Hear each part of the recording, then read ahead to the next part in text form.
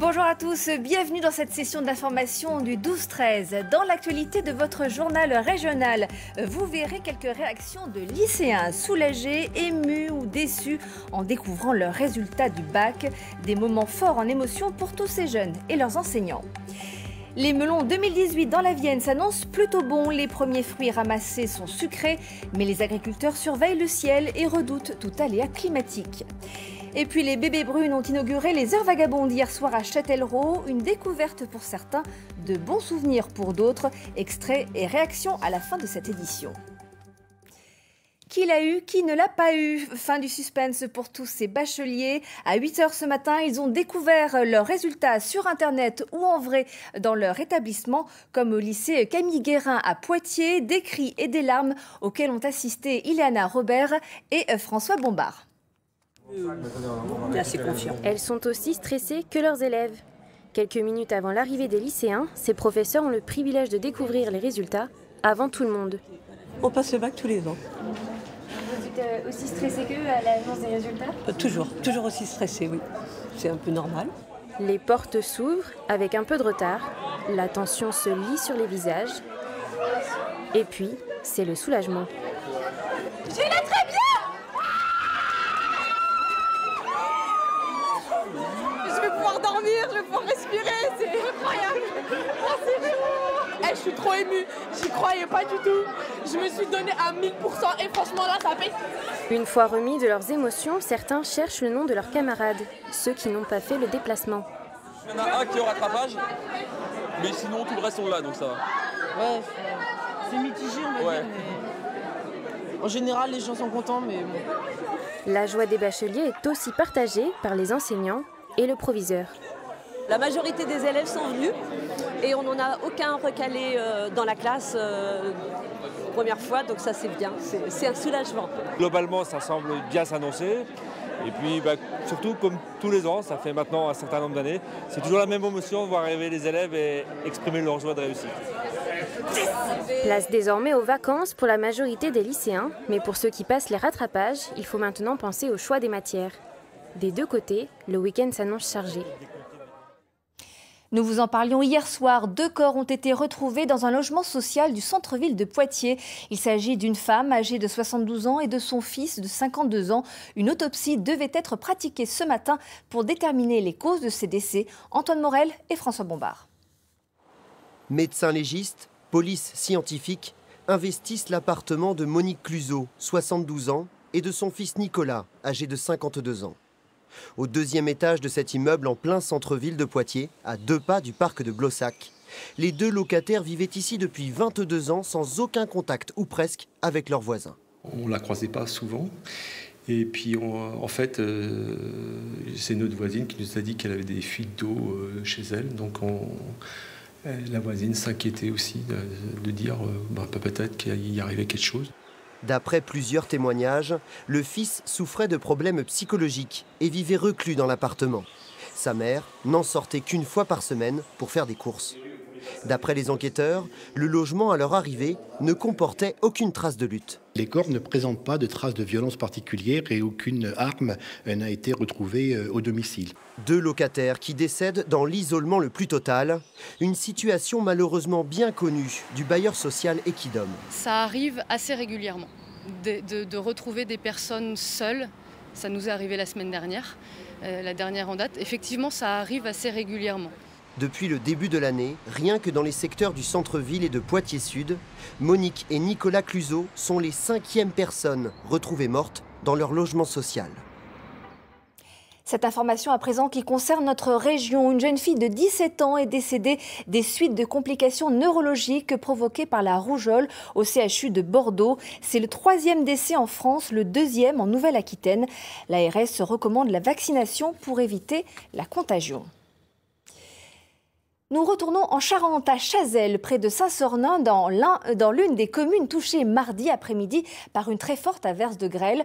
Alors au-delà des maisons de particuliers très endommagées, des entreprises ont aussi été détruites, comme cet horticulteur que Jérôme Deboeuf et Cécile Landé ont rencontré. Par terre, un sol jonché de verre. Sur le toit, quelques débris figés comme des épées de Damoclès. Dans les allées, les fleurs sont percées. 3500 mètres carrés de production anéantis en quelques instants. On ne peut pas travailler dessous, donc ils annoncent la canicule, ils annoncent très chaud ce week-end. On ne va pas pouvoir venir arroser, on ne peut pas faire tout les conséquences après, même il y a des plantes, vous voyez, comme cette plante pourrait peut-être être sauvée, mais où je peux la mettre, où je peux le faire, je peux rien faire, je fais rien. Il faudra au minimum 1 mois avant de remettre d'aplomb cette exploitation. Un sinistre qui devrait dépasser les 150 000 €.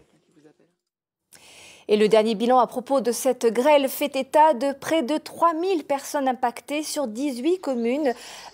Attention aussi aux tentatives d'escroquerie qui ont été recensées sur place. De faux artisans proposent à ses habitants de réparer leur toit à condition d'être payés immédiatement. La gendarmerie rappelle qu'il ne faut rien payer avant les travaux. La récolte des melons a débuté cette semaine. Les producteurs de la Vienne sont plutôt satisfaits. Les intempéries du printemps n'ont pas trop abîmé les fruits, mais ce n'est que le début et on l'a vu. Une averse de grêle peut tout faire basculer. Reportage sous le soleil à Sérigny avec Anne-Marie Baillarger et Laurent Pelletier. En fonction de la météo, les saisonniers vont récolter des melons jusqu'à fin septembre ou mi-octobre. La saison débute seulement, mais n'est pas aussi catastrophique que les producteurs l'avaient imaginé. La particularité de cette saison, c'est une météo capricieuse qui a débuté avec du sec et puis l'arrivée de fortes pluies. Néanmoins, on a eu un petit peu de maladie qui s'est cantonnée aux feuilles, ça ne s'est pas transmis aux fruits. Et on arrive en début de saison avec des fruits qui sont de très beau calibre et puis qui n'ont pas été touchés par la maladie. Le Val de Sérigny, situé au nord-est de la Vienne, c'est 380 hectares de melons et une production annuelle de 14 000 tonnes environ. Cette année, Adrien Carpentier pense pouvoir respecter ce tonnage. Pour avoir beaucoup de melons, il aide la nature et les insectes pollinisateurs en semant des fleurs dans ses parcelles. Le soleil n'a plus qu'à faire mûrir le cucurbitacé pour donner la qualité. 16,1, sachant que la norme de commercialisation est à 12 de sucre. Le consommateur est difficile, il cherche un type de melon bien précis. Il veut un produit sucré, ferme, coloré et juteux. Et le terroir ici du Haut-Poitou confère toutes ces particularités à ce melon. Adrien travaille avec 23 variétés de melons du Charentais jaune qu'il sélectionne pour en tirer le meilleur goût. 95% de ces melons bénéficiant de l'identification géographique protégée au Poitou partent sur le marché national et le reste vers l'Europe. Tous les écoliers sont en vacances ce soir. Les premiers grands départs commencent aujourd'hui. La circulation s'annonce dense sur l'A10. Bison Futé a sorti le drapeau orange dans le sens des départs pour ce vendredi et demain samedi. C'est un mariage touristique dont le secret a été bien gardé pendant un an. Cela se passe au sud de la Vienne. Le parc de la Vallée des Singes à Romagne, Défi Planète à Diennet fusionnent pour former une nouvelle holding. Un mariage évident, naturel selon les deux directeurs qui sont nos invités ce midi. Mais avant de les retrouver, regardez ce que proposent ces deux parcs et c'est avec Sophie Gou. C'est un mariage que les responsables des parcs présentent comme naturel. Défi Planète à Diennet et la Vallée des Singes à Romagne s'unissent pour le meilleur. C'est en réalité un mariage à 4 qui se concrétise, puisque la Vallée des Singes avait déjà acheté le parc de la Belle à Magnier, un parc floral qui a installé des cabanes dans les arbres, et le musée du Vieux Cormenier à Champniers, consacré à la vie quotidienne au XXe siècle. Défi Planète avec ses 650 couchages qui vont de la yourte à la cabane dans les arbres en passant par des roulottes ou des cabanes en forme de lapin totalise 70 000 nuitées par an. La Vallée des Singes de son côté avec ses 450 animaux de 40 espèces différentes peut se vanter d'accueillir 200 000 personnes chaque année. Cette fusion, qui totalise un chiffre d'affaires de 8 millions d'euros, a pour but de constituer une offre touristique complète et de rallonger la durée de séjour des touristes. C'est aussi une façon de consolider la centaine d'emplois répartis sur les 4 entités. Les parcs veulent aussi devenir une référence nationale en matière de sensibilisation aux grands enjeux écologiques, préservation des espèces, sauvegarde de la planète et protection de l'environnement. Emmanuel Legrel pour la Vallée des Singes et Jean-Michel Brunet pour Défi Planète sont avec nous ce midi. Bonjour messieurs. Bonjour. Qui a courtisé l'autre en premier ? J'allais dire que c'était une rencontre naturelle, puisque depuis bientôt 10 ans, nous travaillions en commun dans le cadre de la communication que nous organisions aussi bien sur le plan national que sur le plan local. Alors, vous allez garder vos entités respectives, mais est-ce que vous allez décider ensemble des stratégies pour tous les parcs? Oui, alors effectivement, chaque parc aura son identité spécifique, mais on va mutualiser un certain nombre de services, la communication, on va essayer de trouver un positionnement pour pouvoir communiquer ensemble, pour être beaucoup plus pertinent à l'extérieur du département, notamment Paris, des grosses métropoles. Et ensuite, beaucoup de services, des services achats qu'on pourra mutualiser, des services RH. Et donc, on a beaucoup de choses à faire en commun pour un développement le meilleur. Mutualiser, ça veut dire réduire du personnel ou au contraire embaucher? Notre objectif premier, c'est le développement. Vous avez annoncé tout à l'heure 8 millions d'euros. J'espère bien que dans quelques années, nous arriverons à 10 millions d'euros et que le fait de jouer la complémentarité, comme vous l'avez dit tout à l'heure sur ces parcs, que finalement l'ensemble de nos parcs vont devenir une véritable destination sur le plan national et sur le plan international. Avec des embauches à la clé en local peut-être? À terme, avec des embauches à la clé. On a déjà beaucoup recruté. Il faut savoir que lorsqu'on a créé un emploi dans le tourisme, c'est 4 emplois indirects. Alors l'idée, c'est de créer un peu, de contrebalancer l'attractivité du Nord-Vienne en créant ce gros pôle touristique au sud de la Vienne. Oui, tout à fait. Alors aujourd'hui, on parle d'emploi, c'est déjà une centaine de salariés sur l'ensemble du groupe. Effectivement, on veut créer un pôle fort. Diennet, c'est 650 couchages, La Belle, 75 couchages, La Vallée, 200 000 visiteurs. Donc, avec une complémentarité de l'offre très importante, on va pouvoir allonger la durée de séjour sur le site de Diennet. On va pouvoir augmenter le nombre de visiteurs sur les sites de visite comme La Vallée, Le Cormenier et La Belle. Et vous proposez tous les deux des hébergements insolites. Vous n'allez pas vous faire concurrence quelque part? Non, il n'y a pas de concurrence, d'abord parce que sur le plan national, on a beaucoup de gens à héberger et on est aussi très complémentaires. Vous avez tous deux des cabanes dans les arbres quand même. On a tous les deux des cabanes dans les arbres qui sont un peu différentes, hein, puisque nous, on a des maisons dans les arbres avec le confort, et il y a des cabanes dans les arbres sur le parc de la Belle qui sont de la vraie cabane traditionnelle. Alors vous dites que vous partagez des valeurs communes à propos de la sauvegarde de la planète, mais est-ce que ces belles valeurs sont des atouts pour faire venir les gens? Est-ce qu'on parle, c'est vraiment lié au tourisme, au parc de loisirs? Est-ce que ce côté environnement est attractif? Je pense que c'est très attractif. Notre souhait, c'est un peu reconnecter nos visiteurs à la nature. Et ça, aujourd'hui, c'est très important. Le premier travail, par exemple, à la Vallée, c'est la pédagogie. On attire nos visiteurs avec du ludique et ensuite on fait passer des messages pédagogiques et on leur parle de grandes causes. La problématique de la disparition des primates, c'est la déforestation. Il y a des petits gestes tout simples que les visiteurs peuvent faire. Et ça, nos visiteurs apprécient énormément.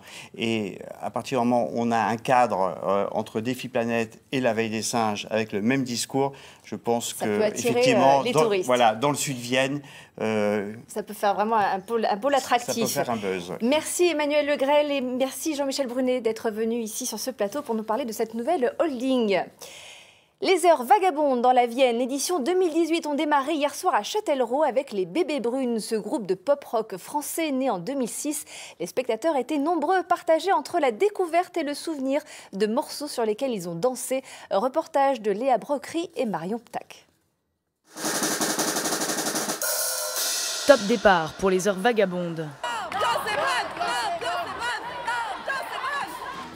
Ils étaient plus de 5000 à assister hier soir au concert des Bébés Brunes. Les 5 garçons qui ont remporté une victoire de la musique et 3 disques d'or ont l'habitude de mettre l'ambiance. Les spectateurs sont enjoués et pour certains, c'est surtout un souvenir d'adolescent. On est nostalgique. Ça nous rappelle des soirées, des bons moments avec nos amis, etc. Donc, les paroles, vous les connaissez? Les anciennes, oui. Les nouvelles, j'avoue, pas trop. Si le groupe a interprété ces nouveaux morceaux, le public a surtout pu entonner les plus gros tubes d'il y a 10 ans. Rappelez-vous. C'est au cœur du Pré de l'Assesseur en bord de Vienne que la scène du festival a été déployée.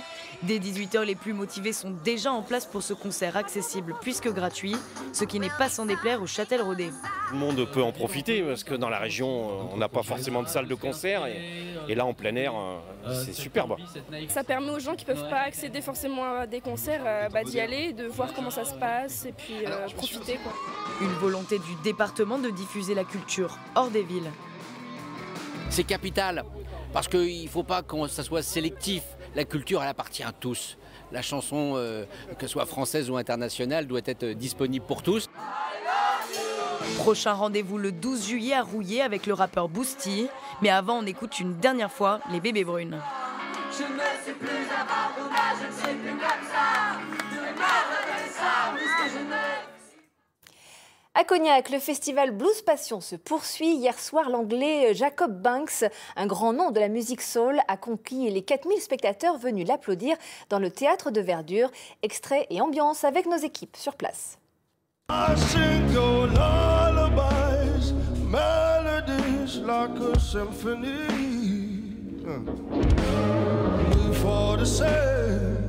À 27 ans, Jacob Banks est un prodige. Soul, gospel, blues, il a tout digéré très vite. Pourtant, rien ne pouvait laisser penser que ce jeune étudiant dans une école d'ingénieur au Nigeria, son pays natal, ferait un jour de la musique. Rien, si, juste un événement totalement imprévisible.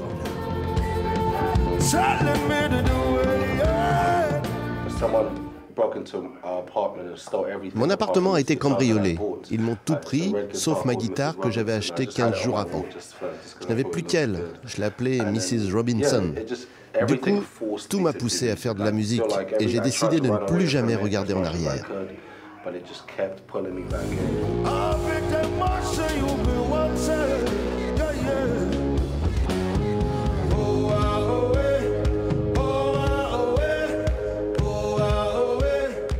Avant-dernier jour du festival avec ce soir sur la grande scène, le crooner James Blunt qui fera chavirer les chœurs et toute la journée bien sûr des concerts gratuits avec peut-être une baisse de fréquentation à partir de 16h. Allez savoir pourquoi. Et certains d'entre vous seront peut-être dans le parc de Blossac à Poitiers devant un écran géant pour suivre le match Uruguay-France. Les animations commenceront dès 14h avec un DJ. Attention, les consignes de sécurité sont strictes. Toutes les informations sont à retrouver sur le site internet de la ville de Poitiers. C'est la fin de ce journal. Merci de l'avoir suivi. Dans un instant, la météo, puis l'édition nationale. Ce soir, vous retrouverez Sophie Gou pour vos éditions du week-end. Je vous retrouve lundi. Bon après-midi. À bientôt. Retrouvez toute l'actualité de votre région sur na.france3.fr.